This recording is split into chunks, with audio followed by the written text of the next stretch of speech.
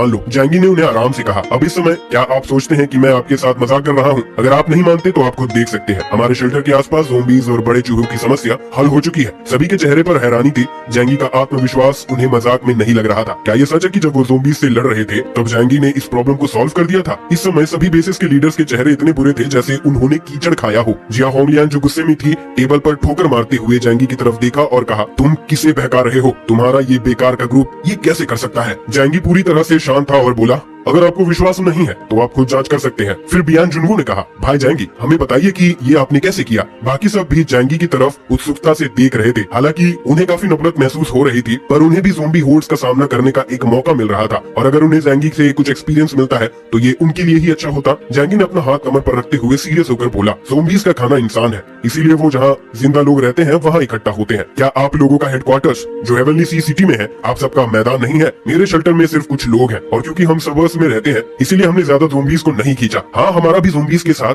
भयानक लड़ाई हुआ है, जिससे मुझे ये पता चला कि ज़ोंबीज को ज़ोंबी किंग द्वारा कंट्रोल किया जाता है, जो कुछ समझदार है और ज़ोंबीज के कॉम्बैट टैक्टिक्स को सुधार सकता है। ज़ोंबी किंग नए ज़ोंबीज भी बना सकता है, इसीलिए हमने तय किया कि हमें ज़ोंबी के लेयर में घुसकर ज़ोंबी किंग को मारना पड़ेगा, जो इस प्रॉब्लम को सॉल्व कर सकता है। बड़े चूहे भी एक प्रॉब्लम थे, लेकिन किस्मत से चूहे ज़ोंबीज के साथ एक अजीब रिलेशन रखते हैं। जब ज़ोंबीज खत्म हो गए तो चूहों का खतरा भी खत्म हो गया। बाद में हमारी टीम ने अपनी जान खतरे में डालकर सबवे टनल्स में घुसने का डिसीजन लिया। वेस्ट माउंटेन बेस से अलग अलग हथियार इकट्ठा करके और 3 दिन और रात तक खून की लड़ाई के बाद हमने मुश्किल से ज़ोंबी किंग को मार ही दिया। आखिर में मेरा एरिया टेम्पररी पीस हासिल कर चुका है। जैंगी का कहानी सच था, लेकिन उसने ज़ोंबी के साथ लड़ाई का असली तरीका छुपाया। आखिरकार जब उसने अपने टैक्टिक का जिक्र किया तो बियान जुनवू उसे दबाव डाल सकता था, जो आखिर में उसे दूसरों का सबॉर्डिनेट बना सकता था। बियान जुनवू ने अपने मन में सोचा, लगता है जैंगी कुछ लोगों के साथ वाकई में कुछ क्षमता रखता है, जो पहले ज़ोंबीज का संकट सुलझा चुका है। फिर जैंगी ने कहा, इस समय हेरोन्स रिवर डिस्ट्रिक्ट और वेस्ट माउंटेन डिस्ट्रिक्ट मेरे कंट्रोल में है और वहाँ सब कुछ नॉर्मल है। आपने जो कहा, अगर हम खुद ही बैलेंस बना सकते हैं तो क्या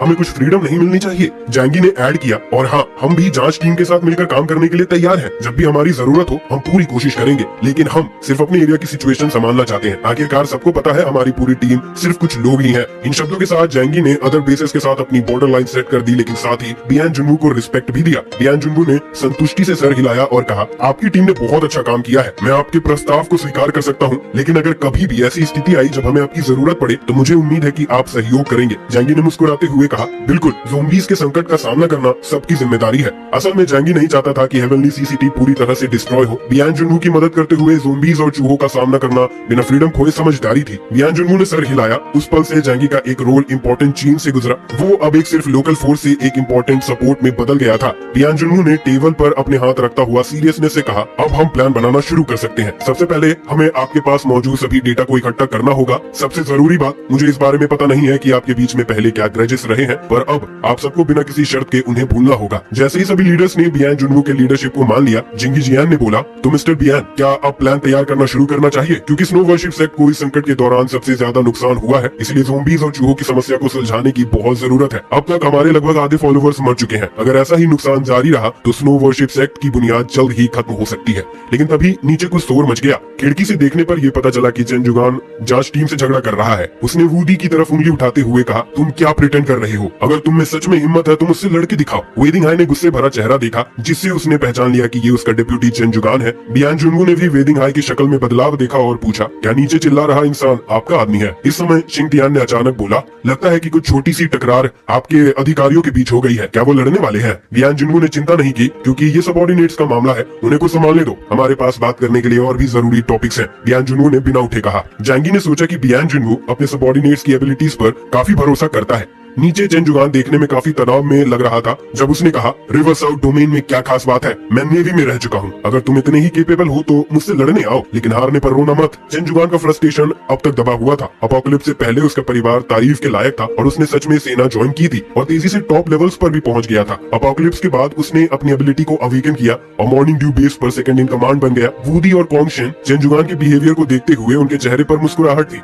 वूडी ने मजाक करते हुए कॉन्गशन से कहा, इस आदमी को देखो, ये कितना परेशान हो गया है। कॉन्गशेन ने अपने हाथों को गले में रखते हुए कहा, एक बेकार आदमी के पास क्या होता है, सिर्फ बड़ी बातें करने के अलावा। लेकिन क्योंकि उसने हमें चैलेंज किया है तो हम अभी डरपोक नहीं बन सकते। वो सोचता है कि हम सिर्फ देश के नौकर हैं जो सिर्फ ऑर्डर्स फॉलो करते हैं। दोनों उसे ट्रिक करते हुए चेन जुगान के साथ मजाक किया। गुस्से में आकर चेन जुगान ने चिल्ला दिया, ज्यादा घमंड मत करो, हम सभी म्यूटेंट हैं, ऐसा मत सोचो कि तुम हमसे बेहतर हो। ये सुनकर कॉन्गशेन आगे बढ़कर बोला, अच्छा तो चलो मैं तुम्हें दिखाता हूँ कि रिवर साउथ डोमेन के म्यूटेंट्स कितने काबिल है और तुम एक बेकार के म्यूटेंट हो जो एक कुएं के मेढक जैसा है। कॉन्गशेन का बिहेवियर पूरी तरह से ट्रिकी था, लेकिन उसकी आंखों में बहुत सीरियसनेस थी, किसी भी प्रॉब्लम को हल्के में ना लेते हुए। चेन जुगान के अंदर एक एक्साइटमेंट भर गई। उसकी एबिलिटी रबर थी और जब तक हमला उसकी डिफेंस कैपेबिलिटी के पार नहीं होता, किसी भी तरह के फिजिकल अटैक उस पर असर नहीं कर सकते थे। अचानक कॉन्गशेन ने अपना हाथ फ्री स्टाइल की लड़ाई के स्टांस में उठाया और एक ब्लू ऑरा उसे घेर लेता है। उसकी एबिलिटी स्टील फोर्जिंग उसके शरीर को फाइट के दौरान लोहे की तरह मजबूत बना देती थी, जो उसके अटैक और डिफेंस कैपेबिलिटी को काफी बढ़ा देती थी। अंकल यू साइड से देखते हुए महसूस किया कि कुछ ठीक नहीं है। ये कॉन्गशेन डेफिनेटली मुझसे फिजिकली स्ट्रॉन्ग है, पर इस आदमी के सामने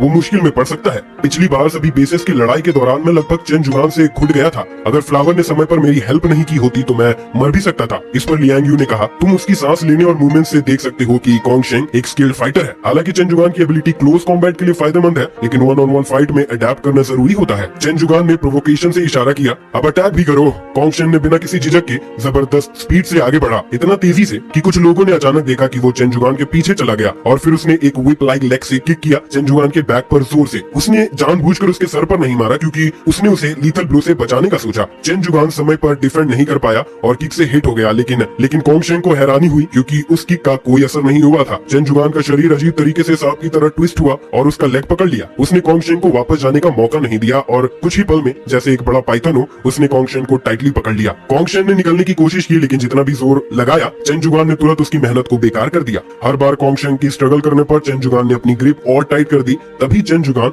ईवल हंसी के साथ कहता है, अब इतना टफ नहीं लग रहे हो, लगता है रिवर साउथ डोमेन उतना स्पेशल नहीं है, अच्छा होगा सरेंडर कर दो। जब चेन जुगान को लगने लगा कि वो जीत रहा है, लेकिन तभी कॉन्गशेन का हाथ अचानक से एक तेज ब्लेड में बदल गया जो फियर्सली चेन जुगान के बॉडी की तरफ स्लैश हुई। उसकी हैरानी की बात, इतनी तेज ब्लेड भी सिर्फ चेन जुगान के कपड़ों को ही फाड़ती है। चेन जुगान ने ये देखकर हंसना शुरू कर दिया और बोला, मैंने कहा था ना, मेरी एबिलिटी तुम्हारे एनहेंसमेंट टाइप को नेचुरली काउंटर करती है। तुम्हारे लिए अच्छा यही होगा कि चुपचाप सरेंडर कर दो, वरना मैं तुम्हारी हड्डियां भी तोड़ सकता हूँ। कॉन्गशेन इस मूव से सच में नफरत करने लगा और जो देख रहे थे उन्होंने भी ये फैसला कर लिया कि डुएल खत्म हो गया। अंकल यू ये सब देखते हुए उस दिन चेन जुगान से उलझन को याद कर रहे थे। सोचता हुआ कि वैसा ही हुआ जैसे उसने सोचा था, लेकिन तभी कॉन्गशेन जो टाइटली बाउंड था अचानक से अपना सर तेजी से घुमाया और एक तेज डैगर उसके मुंह से बाहर आई जो चेन जुगान के लेफ्ट आई को एक्यूरेटली स्लैश कर गई। एक स्प्लैश के साथ खून तुरंत फैल गया और चेन जुगान ने अपनी आंखें पकड़कर दर्द से चीख मारना शुरू कर दिया। इंटेंस दर्द के तहत उसका बाइंडिंग फोर्स मेंटेन नहीं हो पाया और कॉन्गशेन ने इस मौके का फायदा उठाकर अपने रास्ते को पंच करके निकल गया। आजाद होते ही कॉन्गशेन ने एक स्माइल के साथ स्पैट आउट डैगर को वापस उठाया। तभी देखने वालों को समझ आया कि डैगर एक्चुअली में उसकी टंग थी। अंकल यू हैरान था कि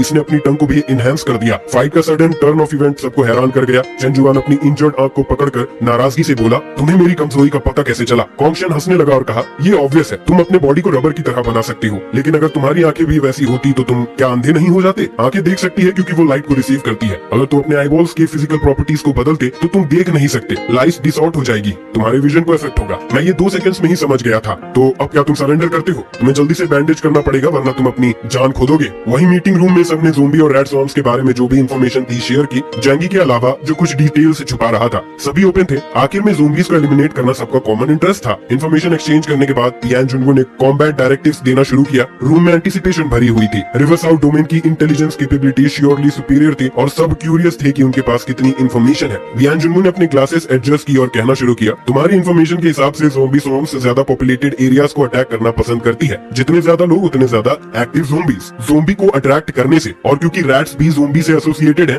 ज़ोंबी का प्रॉब्लम सॉल्व करने से रैट का इशू भी नहीं रहेगा। सबने चुपचाप सुना। सारे इंटेल शेयर करने के बाद यान जुनगो ने सोचा और कहा, ज़ोंबी स्वॉर्म्स का बिहेवियर देखते हुए ये ऑलमोस्ट सर्टेन है कि एक ज़ोंबी किंग इन्हें डायरेक्ट कर रहा है। ज़ोंबी किंग एक पावरफुल ज़ोंबी या एक म्यूटेंट हो सकता है जो ज़ोंबीज को कंट्रोल कर सकता है और ज़ोंबी स्वॉर्म्स का नंबर इतना ज्यादा है कि ये सब मेजर बेसिस पर एक साथ अटैक कर सकता है। मतलब ज्यादा ज़ोंबीज को मारना ऑलमोस्ट सही नहीं है। सिर्फ ज़ोंबी किंग को एलिमिनेट करने से ही हम ज़ोंबी क्राइसिस को फंडामेंटली सॉल्व कर सकते हैं। तो मैं रिक्वेस्ट करता हूँ कि सब फोर्सेस तुरंत अंडरग्राउंड शेल्टर्स में वापस चले जाएं ताकि डायरेक्ट कॉम्बैट से बचा जा सके, जो हमारे फोर्सेस को कम कर सकता है, और फिर सीक्रेटिवली इलाइट ट्रूप्स को कंसंट्रेट किया जाए इस ऑब्जेक्टिव के साथ कि हमें ज़ोंबी किंग को मारना है। एमराल्ड वाटरसाइड ने तो स्टील मिल को छोड़ दिया है और अंडरग्राउंड शेल्टर में चला गया है। मॉर्निंग ड्यू ने पोर्ट छोड़ दिया है और एक बड़े शिप पर छुप गया है। सिर्फ रेडिएंट प्रोस्पेरिटी बेस अब भी अपने ऑयल रिफाइनरी के चोरी होने की चिंता कर रहा है। अब भी ज़ोंबी जोम्बी से ऑयल से लड़ रहा है। अब जब हमें रिवर्स आउट डोमेन का एंडोर्समेंट मिला है यूनिफाइड कमांड के लिए, तो वो फाइनली सेफली रिट्रीट कर सकते हैं। जोम्बीज को इन रिसोर्सेज में कोई इंटरेस्ट नहीं है, उन्हें सिर्फ ह्यूमन फ्लैश की तलाश है। जब जोम्बी टाइड खत्म हो जाएगी तो ये रिसोर्सेज तब भी उनके ही रहेंगे। तब जंगी जियान ने कहा,